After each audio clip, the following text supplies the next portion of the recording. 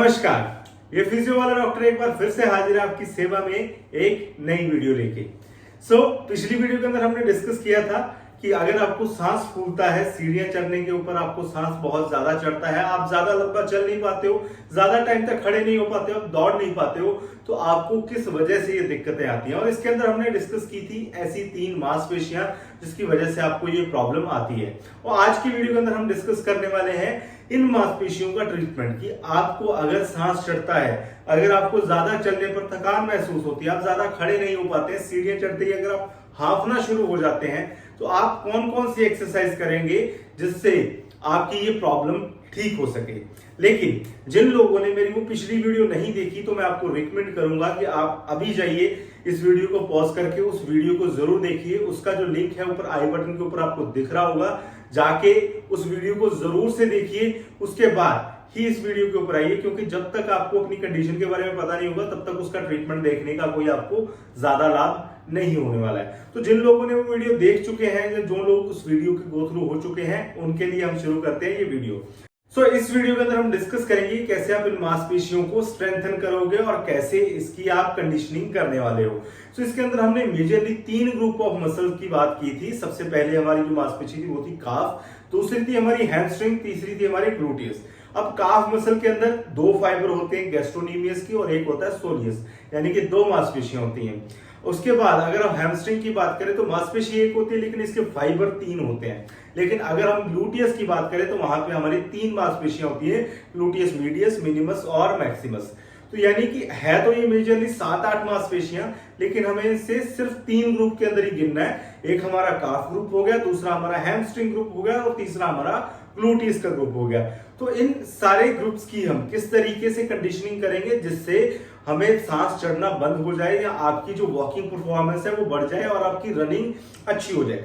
इसके अंदर सबसे पहले जब भी हम एक्सरसाइज शुरू करते हैं, सबसे पहले हमें एक चीज शुरू करनी होती है, वो होती है स्ट्रेचिंग, यानी कि मसल को खोलना जरूरी होता है। आप कोई भी स्पोर्ट खेलते हो, कोई भी एक्टिविटी करते हो, कोई भी जिम के अंदर आप एक्सरसाइज लगाने लगे हैं, सबसे पहले आपको मांसपेशी को खोलना जरूरी होता है, तभी वो मांसपेशी पंप कर पाती है।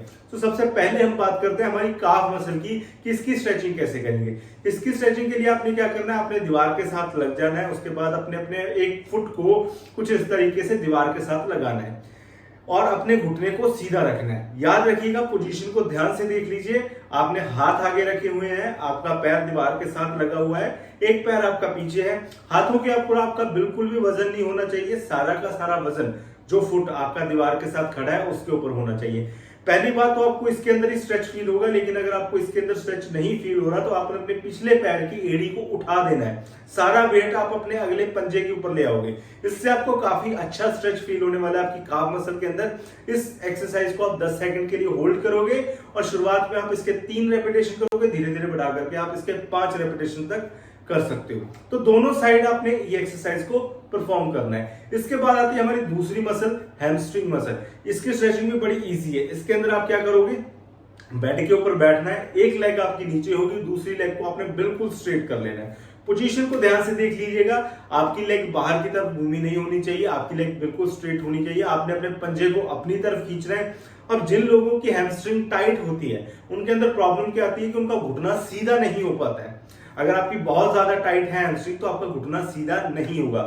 तो इसके अंदर आपने कोशिश करनी है अपने घुटने को सीधे करने की, और आपके जो हैमस्ट्रिंग मसल है इसके अंदर आपको काफी अच्छा खिंचाव महसूस होगा। इस एक्सरसाइज को भी आपने 10 सेकंड के लिए होल्ड करना है और इसके भी 3 से 5 रेपिटेशन करने हैं। जैसे हम मैं कर रहा हूं तो मेरी मसल काफी खुली हुई है, इस वजह से मेरी मसल बिल्कुल लेंथन में है और हमारी हैमस्ट्रिंग मसल बिल्कुल घुटने को नीचे लगा पा रही है। लेकिन अगर आपकी मसल टाइट है तो हो सकता है आपका घुटना इसमें उठा हुआ रह सकता है। इसके बाद हम बात करते हैं हमारी थर्ड एक्सरसाइज की, जो है हमारी ग्लूटियस की। अब ग्लूटियस की स्ट्रेचिंग कैसे करनी है, आपने सीधा लेटना है, अपने एक नी को घुटने मोड़ के उसको पकड़ना है और उसको अपनी चेस्ट की तरफ लेकर जाना है। इसे हम नी टू चेस्ट भी बोल देते हैं। इसके अंदर आप क्या करोगे, इसको चेस्ट की तरफ लेकर जाओगे, 10 सेकंड के लिए होल्ड करोगे। इसके भी आपने 3 से 5 रेपिटेशन करने हैं और आपको काफी अच्छा स्ट्रेच फील होगा अपने ग्लूटियस मसल के ऊपर। इसका एक दूसरा वर्जन भी है, इसके अंदर आप अपने दोनों घुटनों को मोड़ करके अपनी चेस्ट की लेके जा सकते हो। अगर तो आपका ग्लूटियस टाइट हुआ तो आपको ग्लूटियस के अंदर काफी अच्छा स्ट्रेच होगा,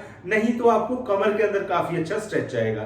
तो एक्सरसाइज बहुत अच्छी है, दोनों के लिए बेनिफिशियल है। किसी को अगर बैक पेन है उसके लिए भी बेनिफिशियल है, लेकिन जिसका ग्लूटियस टाइट है उसको खोलने के लिए भी एक्सरसाइज बहुत ज्यादा फायदेमंद होने वाली है। तो ये थी हमारी स्ट्रेचिंग एक्सरसाइज। अब हमने मसल को खोल लिया है, अब इसको स्ट्रेंथन कैसे करना है, इसके अंदर ताकत कैसे भरनी है, इसके लिए हम सबसे पहले बात करते हैं हमारी काफ मसल की। काफ मसल के अंदर आप क्या करोगे, आपने एक कोई भी ऊंचा आधे फुट की कोई भी ऐसी बाउंड्री ले लेनी है। आप सीढ़ी के ऊपर खड़े हो सकते हो, आप कोई भी फट्टा ले सकते हो, कोई भी ऐसी चीज जो स्टेबल हो। इसके अंदर आपने क्या करना है, अपने हाथ आगे रखने हैं दीवार के साथ, एक मजबूत पकड़ बना के रखनी है। आप किसी चीज को पकड़ भी सकते हो। इसके अलावा आपने क्या करना है, उस फट्टी से अपनी एड़ी को नीचे लेकर जाना है और फिर ऊपर लेकर जाना है, यानी कि अपने पैर की डॉर्सिफ्लेक्शन और प्लांटर फ्लेक्शन करनी है।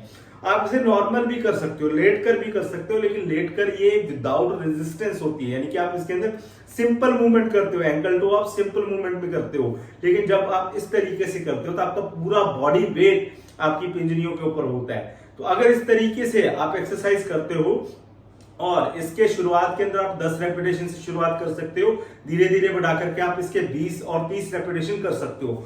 विद इन फ्यू डेज आपको 5 और 10 दिन के अंदर आपको सीढ़ियां चढ़ने के अंदर आपको फर्क महसूस होने लग जाएगा। हो सकता है शुरुआती दिनों में आपको पिंजनियों के अंदर काफी दर्द आए, खल्लियां भी बढ़ सकती है, लेकिन धीरे धीरे अगर आप 10 से स्टार्ट करते हो, धीरे धीरे आप महीने डेढ़ महीने के अंदर 20-30 पर आते हो तो आप सीढ़ियां चढ़ोगे और आपको सांस बिल्कुल भी नहीं फूलने वाला है। बहुत ही अच्छी एक्सरसाइज है। इसके बाद हम बात करते हैं हमारी हैमस्ट्रिंग मसल की। इसके लिए आपने क्या करना है, उल्टा लेटना है।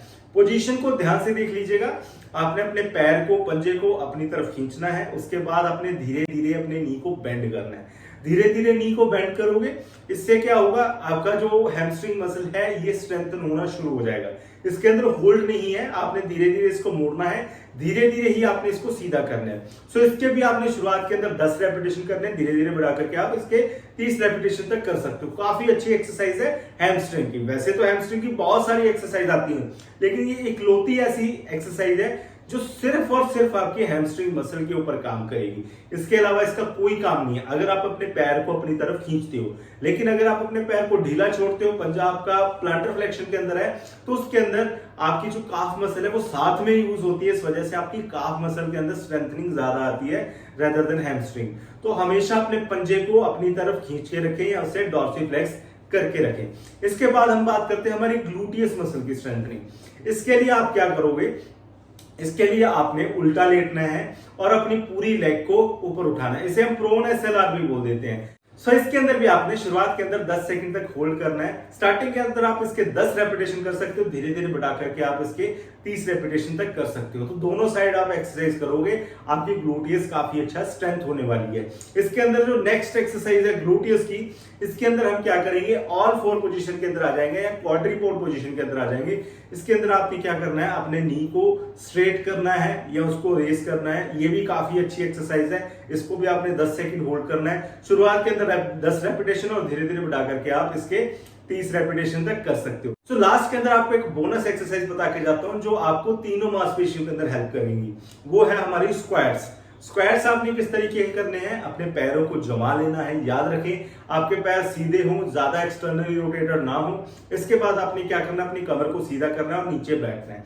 इसके अंदर आपकी काफ मसल बैलेंस जब बनाती है, ये बहुत अच्छी एक्टिवेट होती है। आपकी क्वाड्रिसेप्स मसल के अंदर बहुत अच्छी स्ट्रेंथ आती है। आपकी हैमस्ट्रिंग मसल बहुत अच्छा स्ट्रेंथ करती है। इसके साथ साथ आपकी ग्लूटियस मसल बहुत ज्यादा पावर के अंदर आती है। तो अगर आप स्क्वाट्स कर रहे हैं तो इसके अंदर आपकी सारी मसल काम आने वाली है। तो स्क्वाट एक्सरसाइज आपके लिए बहुत ज्यादा बेनिफिशियल होने वाली है। लेकिन जिन लोगों को बहुत ज्यादा वीकनेस है वो स्क्वाट को ना परफॉर्म करें। पहले आप इन एक्सरसाइज को करें, जैसे जैसे आप इसके अंदर अच्छा करने लग जाते हो, आपने 1 महीना 1.5 महीना इन एक्सरसाइज को परफॉर्म कर लिया, उसके बाद आप स्क्वाट्स के ऊपर आएंगे तो आपको कभी भी वीकनेस का सामना नहीं करना पड़ेगा। सो ये था सारा हमारा ट्रीटमेंट कि किस तरीके से अगर आपको सांस चढ़ता है उसको आप रिकवरी के अंदर लेके आ सकते हो। अगर आप जल्दी थक जाते हो कैसे आप उसको स्ट्रेंथनिंग के अंदर कन्वर्ट कर सकते हो। अगर